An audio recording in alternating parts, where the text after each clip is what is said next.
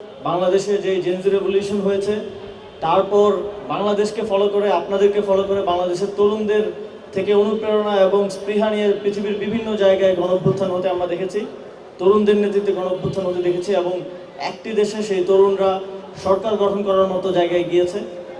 এবং বাংলাদেশের মানুষ এই গণঅভ্যুত্থানের পর, গণঅভ্যুত্থানের নেতৃত্বের মাধ্যমে গণঅভ্যুত্থানের যারা সহযোদ্ধা ছিলেন সকলের প্রচেষ্টায় গঠিত দল এনসিপির প্রতি তাদের যে সমর্থন এবং ভালোবাসা গত জাতীয় নির্বাচনে দেখিয়েছেন।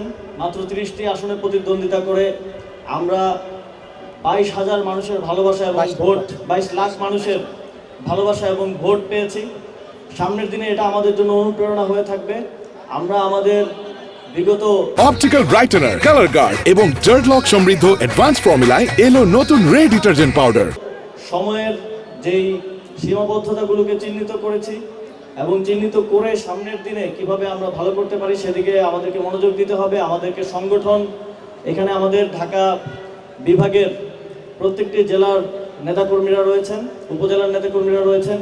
সামনের দিনে মানুষের কাছে যেতে হবে, সংগঠনের পরিসর বৃদ্ধির জন্য যেতে হবে। মানুষের মধ্যে আমাদের সমর্থন আছে। আমি যখনই কোথাও বিভিন্ন জায়গায় ইফতার করতে যাচ্ছি, বিভিন্ন থানায় যাচ্ছি, জেলায় যাচ্ছি, সেখানে দেখছি সবাই আমাদের সাথে কাজ করতে চায়, কিন্তু সবার একটা অভিযোগ যে আপনারা আমাদের কাছে পৌঁছান না কেন।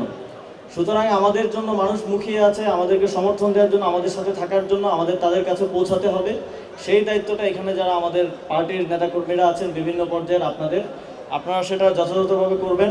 এবং সামনে স্থানীয় সরকার নির্বাচনে অংশগ্রহণের জন্য সারা দেশে আপনারা জানেন এককভাবে নির্বাচনে অংশগ্রহণের জন্য জাতীয় নাগরিক পার্টি প্রস্তুতি নিচ্ছে।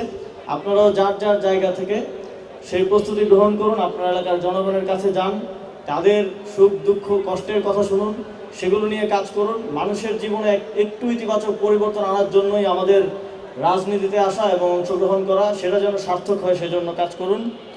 আমরা দেখতে পাচ্ছি জুলাই গণঅভ্যুত্থানের পর যেটা আমাদের মূল উদ্দেশ্য ছিল, দেশের সাংবিধানিক প্রতিষ্ঠানগুলোর রাষ্ট্রের সংস্কার নিশ্চিত করা, আমরা দেখতে পাচ্ছি যে নির্বাচনের পর যারা ক্ষমতায় এসেছেন তারা সংস্কারকে এক ধরনের দয়া হিসেবে আমাদেরকে দিতে চাচ্ছেন।